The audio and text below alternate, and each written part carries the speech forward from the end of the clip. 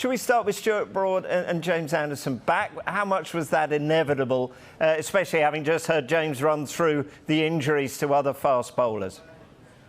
Well, I think it should have been inevitable anyway, whether other bowlers were injured or not. They're two of England's greatest ever bowlers, and they were bowling pretty well when they were left out. In fact, exceptionally well in the case of Jimmy Anderson. Jimmy's found some form with Lancashire. Stuart Broad's played a couple of games, so I think it's absolutely the right thing to do if they were available. Now, you could have, if there are other bowlers around, you could have, rotated them a fraction, but turning up to Lord's, I think it's absolutely the right thing to do to have Anderson and Broad with that Duke's ball ready to go. They've got a lot of experience and a lot to give to this England side yet.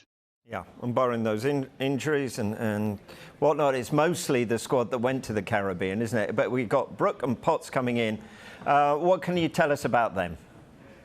Well, they picked the two informed cricketers, really. One with the bat, one with the ball. With the ball, he's got 35 wickets, Matthew Potts. He's got 4 fifers. He's got 7 for 40 in his last game at Glamorgan. And he's done all of that with Ben Stokes stood at mid-off chatting with him. He's aggressive. He keeps his speeds up. As you look here, he bowls a heavy ball back of the length, and it carries through pretty well. He's a real talent, this young man, and I think it helps. Sometimes it can be a disadvantage having the England captain there. He sees the good and the bad of you, but there's not been too much bad from Matthew Potts. He's a lad in form, and with all those injuries, I'm sure he's got to make a test debut at Lord's on one occasion. That will be for him. Rob Key talking about Bairstow batting at 5, Craig Overton still in the squad. Where does that leave us with Brook then? I think it's probably difficult for Brook to get in. I think he is the fourth batsman in county. I know he's a batsman in county cricket. He averages 150. He's getting runs for fun, and he also does it in a very attacking manner. I sat and watched the stream of him, Yorkshire playing against Essex 10 days ago, and he just took Essex down. He took them apart, really. Very attacking player. He's looked at his game, he's looked at his fitness, he's looked at his trigger movements, and he's really worked hard. He was a white ball, prolific white ball player last year. This year, red ball cricket, he's been outstanding. So I don't think he can get in. Bairstow's got, 200s in his last 4 test matches. Whether they were going to rest Bairstow after the IPL, it doesn't look like they're going to do that. So it may be difficult for Brook to get in unless there is an injury, or unless they see something in the nets in the week and go, sorry, this lad is in such great nick, he's going to play. That'd be interesting. Now, Rob Key also saying that he's not concerned by Ollie Pope at 3, despite his lack of experience batting that high. Do you agree this New Zealand attack, he'll be up again? It's very good, isn't it?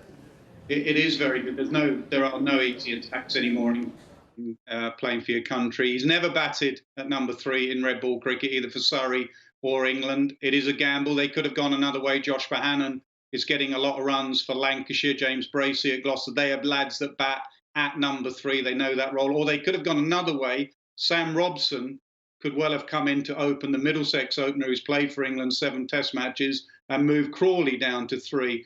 But I think what they've done with Crawley and with Pope is they've picked on potential. Duncan Fletcher used to say to me in selection meetings, it's like an investment.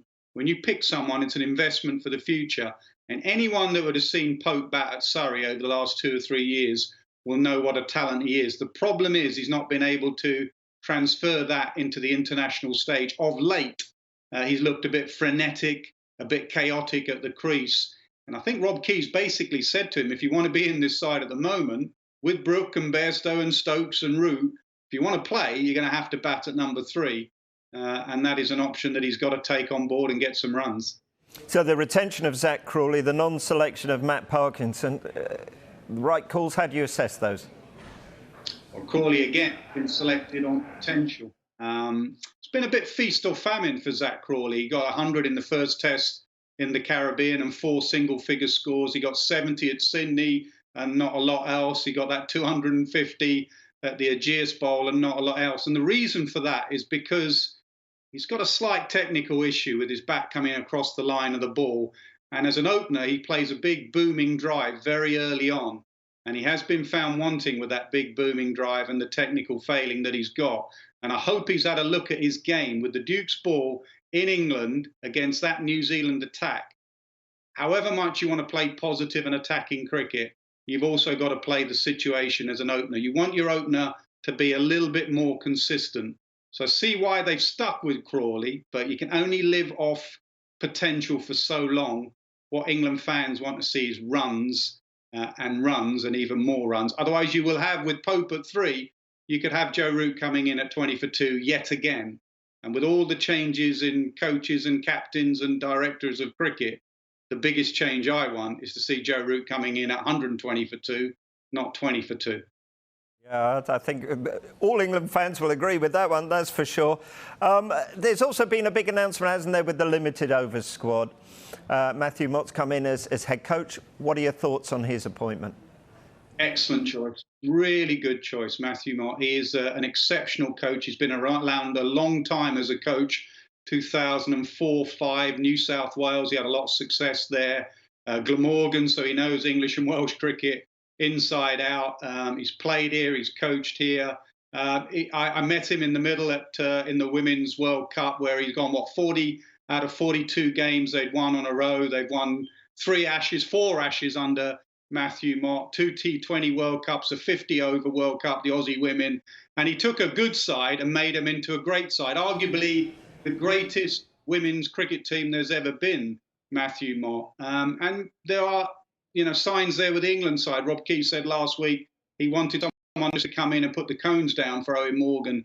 He wanted someone to come in and push England's white ball team even further. And I think that's exactly what Matthew Mott will do. I think it's a really good appointment. It was interesting to hear what Rob Key was saying about Paul Collingwood there. I don't know if you got a chance to catch it. He was in the running. His links to the previous regime, has that hurt him? Or he says he still wants him around, though?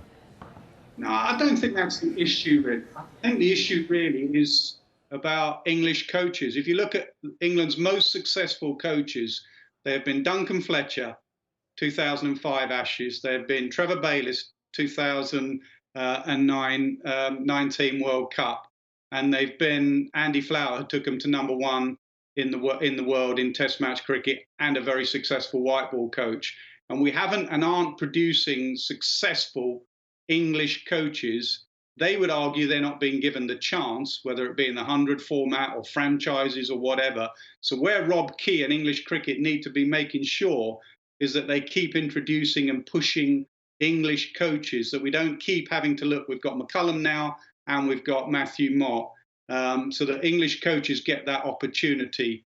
So I don't think it's a comment specifically about Paul Collingwood, but it is something that English cricket needs to look at. For me, just get the best people to try and get us back winning red ball games and continue the success in white ball cricket. On selection more generally, Rob Key said that there will be a head selector again. Chris Silver got rid of that role. For you, how much is that the right call? I think it is the right call. Otherwise, you put all your eggs in one basket, really. And then when things go pear-shaped, it's nice for a time for the coach just to hand it over to selectors. Also, as a coach, as Brendon McCullum will find, you're constantly on the road. So you do need a little bit of input from people out there. You're not there watching county. I know there's streams or whatever, but come June the 2nd, he's going to be at a test match watching the test match cricketers. It's very difficult to keep in touch with the youngsters out there that you want to pick. So I think it's absolutely the right thing to do. It's a very important role that you get that head selector. I haven't even got my head around the names that Rob Key could go down. I think he's taken his time simply because you can get all these other things in place, but if you don't pick your best players, then it doesn't matter how good your coach are, how good your captain is, you're wasting those selections. So the national selector, which will be next on Rob Key's radar, you could argue is probably the most important, because I'd say selection is more important than coaching.